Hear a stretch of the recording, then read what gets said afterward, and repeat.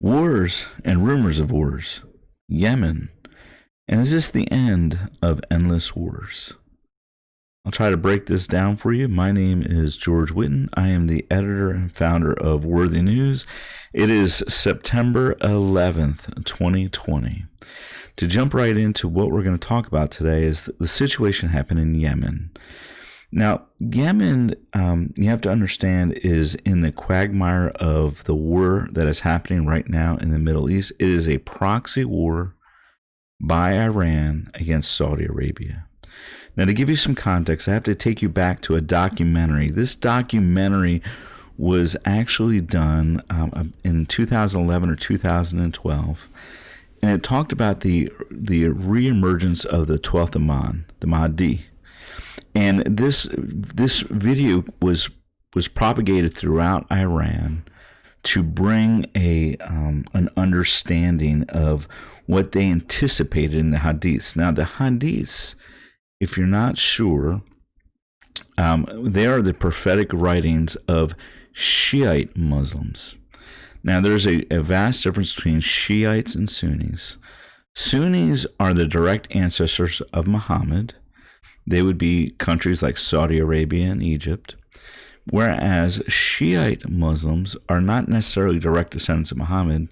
For example, the headquarters really of Shiite Islam is inside of Iran.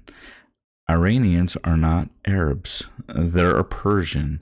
They are not direct ancestors of Muhammad. And so now this conflict that we're seeing in the Middle East really has to play off of this.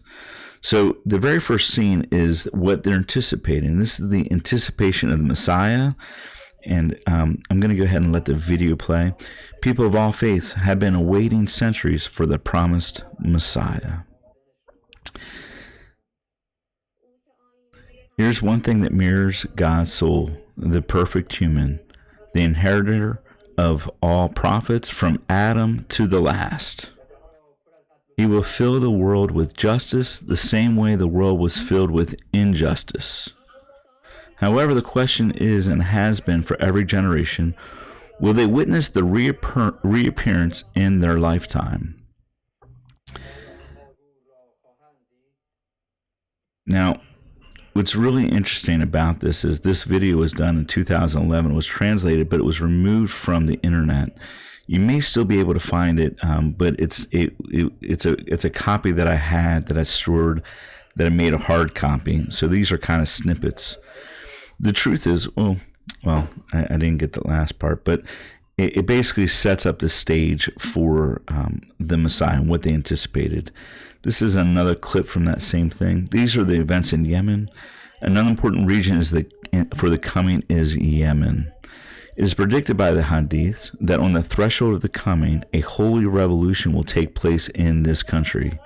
Some believe that after the coming, the first soldiers of the Imam Mahdi will reach Mecca, will be from Yemen. So read this carefully, okay? That the soldiers from Yemen would overtake. During recent years, the Shiites in Yemen have been under attack by its central government, but with their courageous resistance have pushed back the enemy. In the most recent conflict, the government of Saudi Arabia attacked the Shiites in Yemen from the ground, the sea, and the sky. And so what we're witnessing right now that's taking place inside of Yemen is really the conflict. The conflict between Shiites and Sunnis. Shiites believe the army is going to come from Yemen, is going to come and retake Mecca and Medina and restore a religious order, restore holiness back to Islam.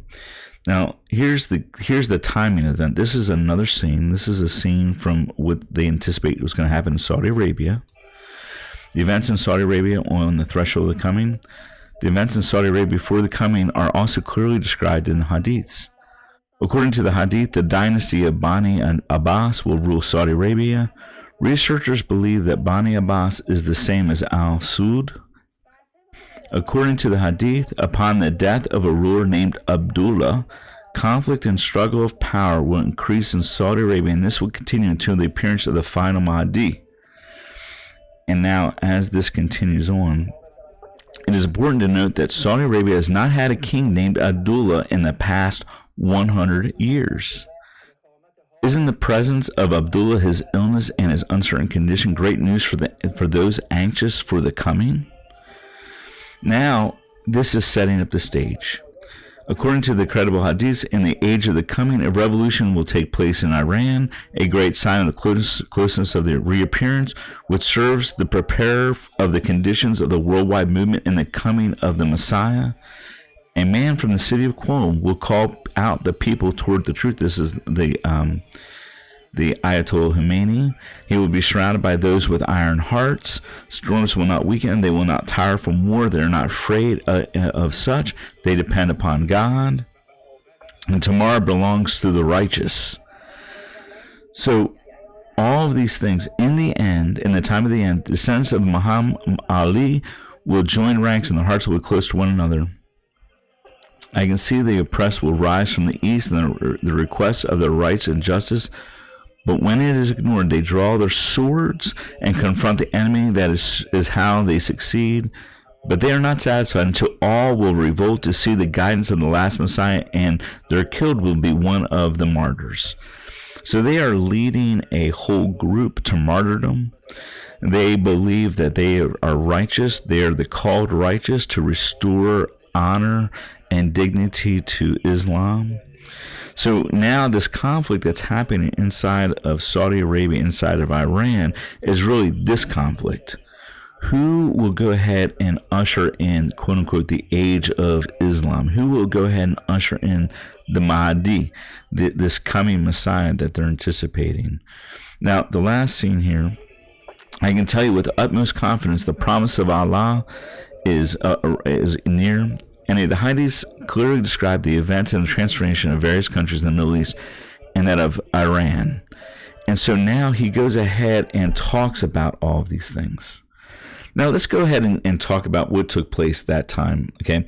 Now this is January 26th. This is 2015. And we see here, new Saudi king ascends to the throne as terrorism threat grows, with war raging in Syria and tensions with Iran increasing. Saudi Arabia is threatened by disintegration of the national government in Yemen across the southern border and by the Islamic State militants who are dominating the Iraqi desert just over its northern border. Now notice here, this is our worthy brief on January 26, 2015. Now, just a few days prior, this is January. This was published originally on January 22nd, 2015. And what you see is the fact that King Abdullah died. He was 90 years old. Now, notice this date, January 22nd. What happens that same day? Here we go. The Saudi royal court says King Abdullah, long-time U.S. ally, has died. Prince Salman is his successor. And what happens the same day? This is January 22nd. Look, same day. Yemen in chaos amid reports of government collapse. U.S. military advisors are keeping a low profile in Yemen after Houthi rebels. Now, who are Houthi rebels? These are the rebels that are financed by Iran, stage a near coup. Now, what immediately happened was that the collapse basically threatened the role of U.S. counterterrorism strategy. This entire thing that took place, this event, was signifying to those in Iran, hey, King Abdullah has died. This is now the marking of prophecy being fulfilled. So what is taking place right now is Saudi Arabia is trying to prevent their prophecies from being fulfilled, because if their prophecies were true and the Mahdi was coming, then it would be the end of the Saudi king, the Saudi princes, the Saudi government. It would be the end of the events taking place now. That's why we're seeing this war take place in Yemen. Now I'm going to jump with you, and I'm going to jump to an article. This is Blood Borders, How a Better Middle East Would Look. And this was written, and if you happen to know who this guy is, he's a very interesting fellow. His name is Ralph Peters. He served in the U.S. military. And notice the name of the book that he sold. It said, endless wars. Middle Eastern Islam versus Western civilization. Endless wars. How many times are we hearing the president, Donald Trump, say over and over again, we're going to go ahead and remove ourselves from the endless wars. We're going to go ahead, and it's over and over again. And it may be a reference to this book, and it may be a reference to this because, see, Ralph Peters also put together a whole understanding of redefining the Middle East. He talked about, hey, you know what? The area in Yemen actually needs to grow. The area in Saudi Arabia actually it should be much smaller. It should actually be divided. This should be called the Islamic sacred state. Jordan should be enlarged. Syria is basically the same, but Iraq splits in two. The Arab Shia state actually takes over Bahrain. And so this is kind of a recut. This was kind of what was taking place, this redivision of sorts. But now the endless wars are coming to an end. So we ask ourselves, what is taking place right now? Well, I believe that we are in a time frame where we'll see the Sunni nations, along with the United States and Israel, remove Iran from the picture.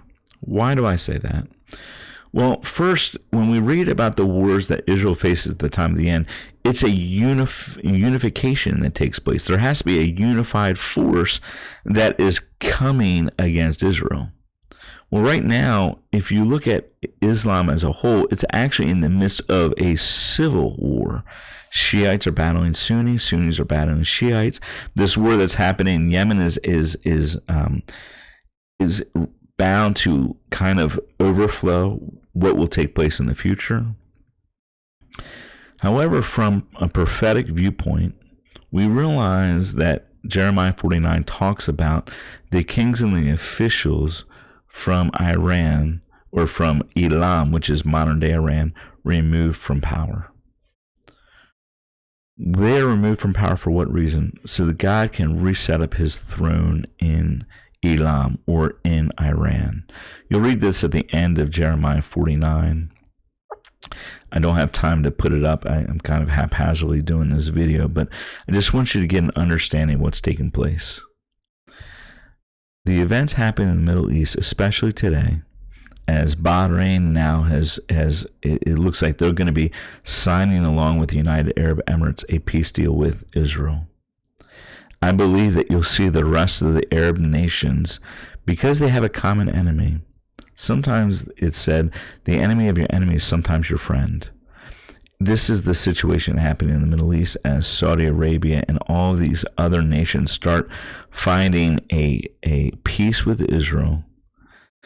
What happens when the common enemy disappears? What happens when Iran is dealt with? What will those same nations do? Because the Bible tells us that all nations shall come against Israel. Right now, I believe we're witnessing an opportunity. In the midst of chaos is opportunity. We have a potential door to really pray in for harvesters to go into the sons of Ishmael, to see revival break out in Saudi Arabia, in United Arab Emirates, in Bahrain, in Yemen. The situation in Yemen is desperate. There's many people that are dying. There's many people caught in a war that cannot escape. We need to be praying for them. And we need to pray that the door opens up for Christian NGOs to be able to go in there after this is over and really supply needs to those that are desperate. And perhaps they'll see the God of Abraham, Isaac, and Jacob, the same God that loves them. Because God, the God of Abraham, Isaac, and Jacob, is also the same God of Ishmael. Right now, Allah is preventing them from seeing the gospel. It is preventing them from coming to faith. And right now, we have to understand that we are at war. And the war that we are fighting in the Middle East and throughout the world is against principalities and powers. It's not against people. And right now, the God of Abraham, Isaac, and Jacob is against the false God of Allah. And so we're praying now, hey, Lord, would you reveal yourself to all the sons of Ishmael? Well, I hope you enjoyed this little episode to help explain what was happening inside of Yemen, what's happening inside the Middle East. Be blessed. Have a wonderful weekend. Shabbat Shalom. And until next time, my name is George Whitten, the editor and founder of Worthy News.